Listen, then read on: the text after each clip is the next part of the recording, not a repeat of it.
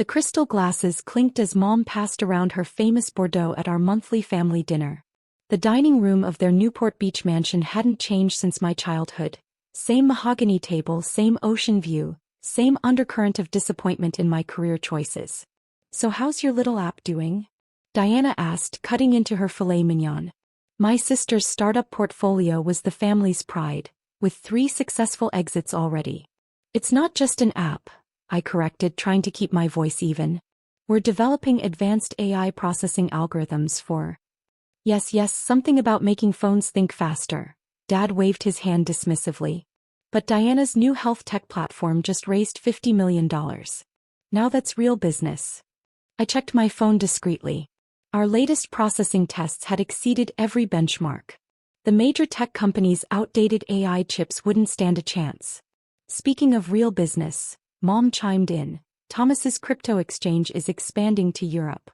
My brother adjusted his Rolex. Series C funding closed last week. $200 million valuation. "Remember when you turned down the VP position at Thomas's company?" Dad asked, swirling his wine. "Could have been part of something big instead of playing with code in your garage." "My garage has 7 full-time engineers now," I said. "We're actually 7.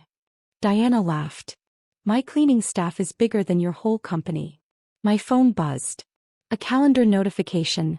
"Final testing phase complete." "How much runway do you have left?" Thomas asked with fake concern. "That seed funding must be running low. You know, I could always find you a position." Another buzz. "Our patent lawyers confirming the paperwork was ready." "She's too proud for that," Dad said. "Wants to do it all herself. Just like when she dropped out of Stanford's MBA program to code." My phone lit up again. This time everyone at the table saw the caller ID. "Incoming call, Apple C." Dad choked on his wine. "Speaker," I said calmly, answering the call. "Good evening, Tim. The board just finished reviewing the final tests." His voice filled the silent dining room. "Your AI processing technology. It's revolutionary. We're ready to proceed with the acquisition. $4.2 billion as discussed." Diana's fork clattered onto her plate. "The papers are ready?" I asked, watching my family's expressions shift from mockery to shock. "Our legal team can handle the transfer tonight. We want to announce at tomorrow's keynote. Your technology will be the core of every Apple device moving forward." "Perfect timing," I smiled. "I'm with my family right now. They're very interested in hearing about the deal." "Ah yes, your family," Tim chuckled. "The ones you mentioned who thought you were wasting your time? Well, I hope $4.2 billion changes their minds about garage startups. Shall I have our lawyers proceed with the transfer?" Tim's voice continued through the speaker, echoing in the now silent dining room. "Send it through," I replied, pulling up the documents on my tablet. "I'll sign right now." Thomas's face had gone pale, his crypto empire suddenly seeming small. "4 billion. .2, I corrected, digital pen moving swiftly across the screen. "Though that's just the initial payment. The royalty structure is particularly interesting." Diana's perfectly manicured hand trembled as she reached for her wine. "Royalties. Our AI processing technology will be in every iPhone, iPad, and Mac," I explained, continuing to sign. "We get a percentage of each device sold. Conservative estimates put that at another $3 billion annually." Dad's wine glass stopped halfway to his mouth. "Annually. All signed, Tim," I said, sending the completed documents.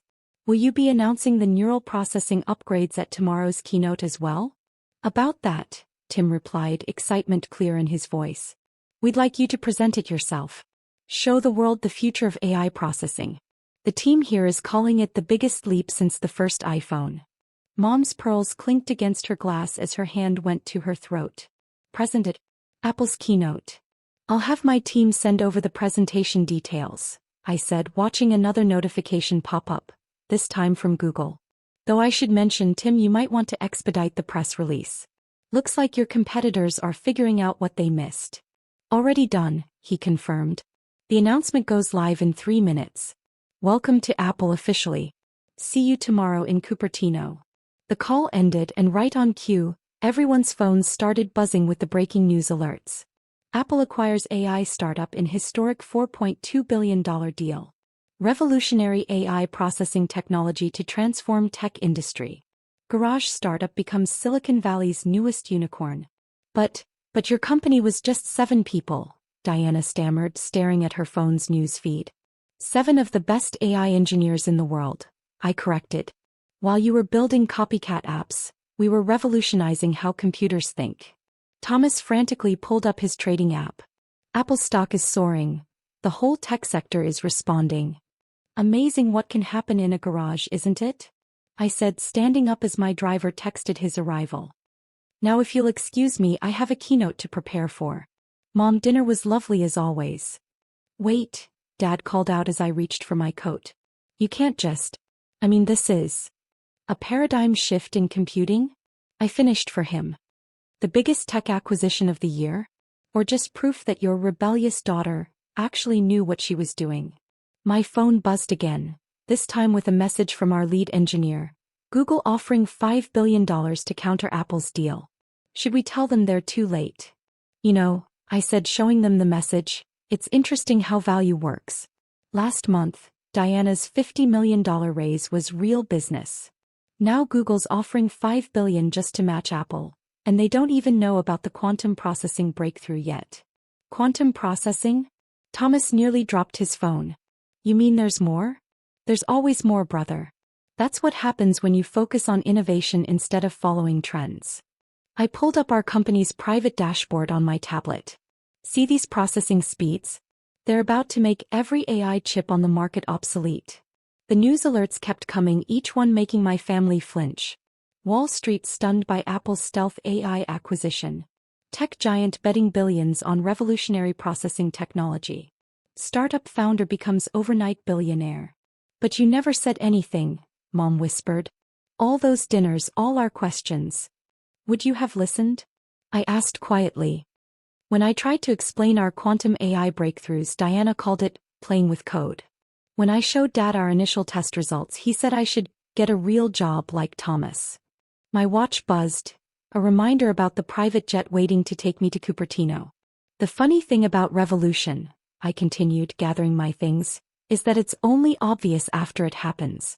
While everyone was chasing crypto and app trends, we were in that garage rewriting the future of computing. Diana's phone rang, probably her investors wondering if she had any insight into the deal. She let it go to voicemail, still staring at me in shock. I should go, I said, heading for the door. The keynote prep team is waiting, and we need to coordinate with Apple's neural engineering division. When Dad? About that VP position you wanted me to take at Thomas's company. He couldn't meet my eyes. I think I'll stick with being CEO of my own revolution. 6 months later, I stood backstage at the World Developer Conference, watching the crowd of thousands settle into their seats. My name and face dominated the massive screen behind the stage. Keynote speaker, the future of quantum AI processing. 5 minutes, Ms. Chen, my assistant whispered, handing me the latest figures. Our technology was now powering over 100 million devices worldwide. Apple's stock had surged 40% since the acquisition. My phone buzzed with a text from Diana. Family dinner tonight? Please. Things had changed since that revelatory evening. Diana's health tech startup had pivoted to implementing our AI processing for medical diagnostics. Smart move, they'd tripled their valuation. Thomas's crypto exchange was struggling to remain relevant in a world transformed by quantum computing. 2 minutes, the stage manager called. I checked my presentation notes one last time, though I hardly needed them. The real show would be the live demonstration quantum AI processing that would make our previous breakthrough look primitive. My phone lit up again. Dad. Sweetheart, I know you're busy, but I've been thinking about what you said about revolution and vision. I was wrong. We all were. If you have a moment after your keynote. Another text arrived before I could respond, this one from our head of R&D. Quantum mesh network test successful. Should we include it in today's demo? I smiled, typing back, show them everything. It's time they understood what revolution really means. The crowd hushed as the introduction video began playing. 3 years of work in that little garage startup had transformed into something that was reshaping the technological landscape. Every major tech company was now scrambling to catch up, but we were already 2 generations ahead. 30 seconds, the stage manager whispered.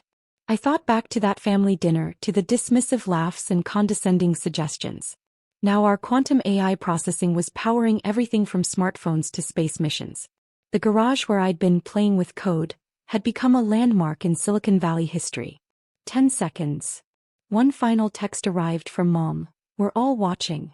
Show them what our daughter can do. The lights dimmed. The announcer's voice boomed. Please welcome the pioneer of quantum AI processing. I stepped onto the stage into the future I'd built while they weren't watching. Good morning, I began, my voice carrying across the silent auditorium. Today we're not just updating technology.